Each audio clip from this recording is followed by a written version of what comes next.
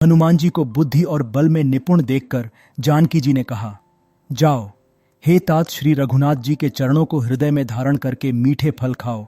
वे सीता जी को सिर नवाकर चले और बाग में घुस गए। फल खाए और वृक्षों को तोड़ने लगे। वहां बहुत से योद्धा रखवाले थे।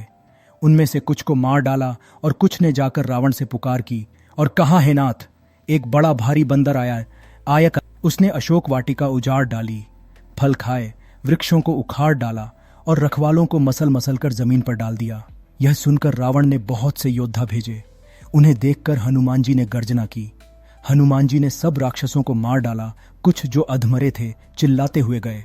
फिर रावण ने अक्षय कुमार को भेजा। वह असंख्य श्रेष्ठ योद्धाओं को साथ लेकर चला।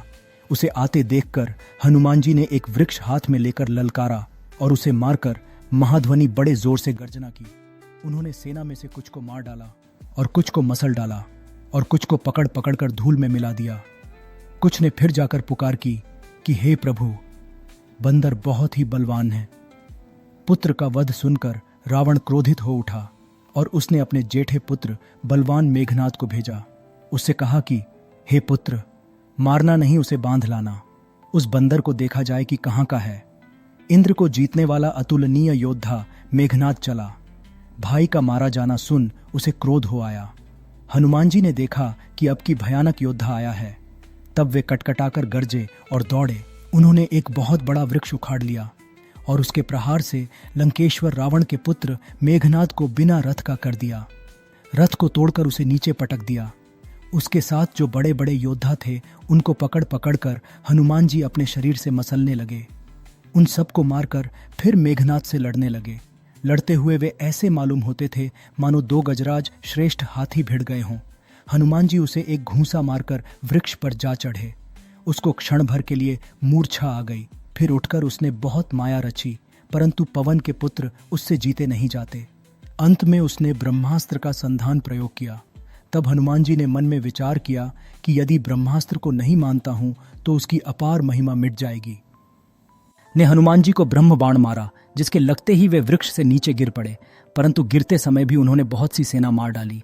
जब उसने देखा कि हनुमान जी मूर्छित हो गए हैं, तब वह उनको नागपाश से बांधकर ले गया। शिव जी कहते हैं, हे भवानी, सुनो, जिनका नाम जपकर ज्ञानी विवेकी मनुष्य संसार जन्म मरण के बंधन को काट डालते हैं, उनका दूत कहीं बंधन में आ सकता है, किंतु प्रभु के कार्य के लिए हनुमान जी ने स्वयं अपने को बांधा लिया। बंदर का बांधा जाना सुनकर राक्षस दौड़े और कौतुक के लिए तमाशा देखने के लिए सब सभा में आए। हनुमान जी ने जाकर रावण की सभा देखी। उसकी अत्यंत प्रभुता ऐश्वर्य को जानी नहीं जाती। देवता और दिक्पाल हाथ जोड़े बड़ी नम्रता के साथ भयभीत हुए सब रावण की भौं ताक रहे हैं। उसका रुख देख रहे हैं। उसका ऐसा प्रताप देखकर भी हनुमान जी के मन में जरा भी डर नहीं हुआ।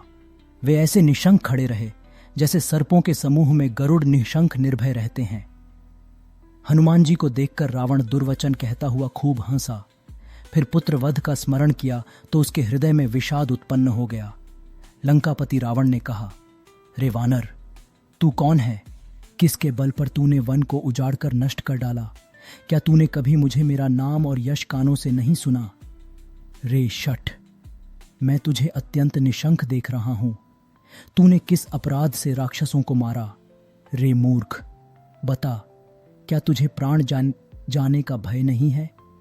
हनुमान जी ने कहा, हे रावण, सुन, जिनका बल पाकर माया संपूर्ण ब्रह्मांडों के समूहों की रचना करती है, जिनके बल से हे दशशीष ब्रह्मा, विष्णु, महेश क्रमशः सृष्टि का सृजन, पालन और संहार करते हैं, जिनके बल से सहस्रमुख वाले शेषजी पर्वत और वन सहित समस्त ब्रह्मांड को सिर पर धारण करते हैं, जो देवताओं की रक्षा के लिए नाना प्रकार की देह धारण करते हैं, और जो तुम्हारे जैसे मूर्खों को शिक्षा देने वाले हैं, जिन्होंने शिवजी के कठोर धनुष को तोड़ डाला और उसी के साथ राजाओं के समूह का गर्व चूर्ण कर दिया, जिन्होंने खर, दूषण, त्रिशिरा और बाली को मार डाला, जो सब के सब अतुलनीय बलवान थे, जिनके लेश मात्र बल से तुमने समस्त चराचर जगत को जीत लिया और जिनकी प्रिय पत्नी को तुम चोरी से हर लाए हो, मैं उन्हीं का दूत हूँ।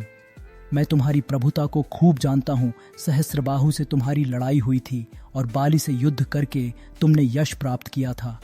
हनुमान जी के मार्मिक वचन सुनकर रावण ने हंसकर बात टाल दी। हे राक्षसों के स्वामी, मुझे भूख लगी थी, इसीलिए मैंने फल खाए और वानर स्वभाव के कारण वृक्ष तोड़े। हे निशाचरों के मालिक, देह सबको परम प्रिय है। कुमार्ग पर चलने वाले दुष्ट राक्षस जब मुझे मारने लगे, तब जिन्होंने मुझे मारा उनको मैंने भी मारा। उस पर तुम्हारे पुत्र ने मुझको बांध लिया, किंतु मुझे अपने बांधे जाने की कुछ भी लज्जा नहीं है। मैं तो अपने प्रभु का कार्य करना चाहता हूं। हे रावण, तुमसे विनती करता हूं, तुम अभिमान छोड़कर मेरी सीख सुनो। तुम अपने पवित्र कुल का विचार करके देखो और भ्रम को छोड़कर भक्त भयहारी भगवान को भजो, जो देवता, राक्षस और समस्त चराचर को खा जाता है। वह काल भी जिनके डर से अत्यंत डरता है, उनसे कदापि वैर न करो और मेरे कहने से जानकी जी को दे दो। खर के शत्रु श्री रघुनाथ जी शरणागतों के रक्षक और दया के समुद्र हैं। शरण जाने पर प्रभु तुम्हारा अपराध भुलाकर तुम्हें अपनी शरण में रख लेंगे। तुम श्री राम जी के चरण कमलों को हृदय में धारण करो और लंका का अचल राज्य करो। ऋषि पुलस्त्य जी का यश निर्मल चंद्रमा के समान है। उस चंद्रमा में तुम कलंक न बनो। राम नाम के बिना वाणी शोभा नहीं पाती। मदमोह को छोड़ विचार कर देखो। हे देवताओं के शत्रु, सब गहनों से सजी हुई सुंदरी स्त्री भी कपड़ों के बिना नंगी शोभा नहीं पाती। राम विमुख पुरुष की संपत्ति और प्रभुता रही हुई भी चली जाती है और उसका पाना न पाने के समान है। जिन नदियों के मूल में कोई जल स्रोत नहीं है, अर्थात जिन्हें केवल बरसात ही आसरा है, वे वर्षा बीत जाने पर फिर तुरंत ही सूख जाती हैं। हे रावण, सुनो, मैं प्रतिज्ञा करके कहता हूं कि राम विमुख की रक्षा करने वाला कोई भी नहीं है। हजारों शंकर, विष्णु और ब्रह्मा भी श्री राम जी के साथ द्रोह करने वाले तुमको नहीं बचा सकते। मोह ही जिनका मूल है, ऐसे अज्ञान जनित बहुत पीड़ा देने वाले तमरूप अभिमान का त्याग कर दो और रघुकुल के स्वामी सरजी द्वान कृपा के समुद्र भगवान श्री रामचंद्र जी का भजन करो। यद्यपि हनुमान जी ने भक्ति, ज्ञान, वैराग्य और नीति से सनी हुई बहुत ही हित की वाणी कही, तो भी वह महान अभिमानी रावण बहुत हंसकर व्यंग्य से बोला कि हमें यह बंदर बड़ा ज्ञानी गुरु मिला। रे दुष्ट, तेरी मृत्यु निकट आ गई है। अधम, मुझे शिक्षा देने चला है। हनुमान जी ने कहा, इससे उलटा ही होगा, अर्थात मृत्यु तेरी निकट आई है, मेरी नहीं।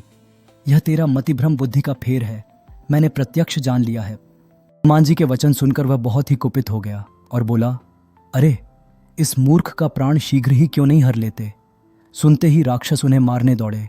उसी समय मंत्रियों के साथ विभीषण जी वहां आ पहुंचे। उन्होंने सिर नवाकर और बहुत विनय करके रावण से कहा कि दूत को मारना नहीं चाहिए, यह नीति के विरुद्ध है। हे गोसाई, कोई दूसरा दंड दिया जाए। सबने कहा, आई, यह सलाह उत्तम है। यह सुनते ही रावण हंसकर बोला, अच्छा तो बंदर को अंग भंग करके भेज लौटा दिया जाए।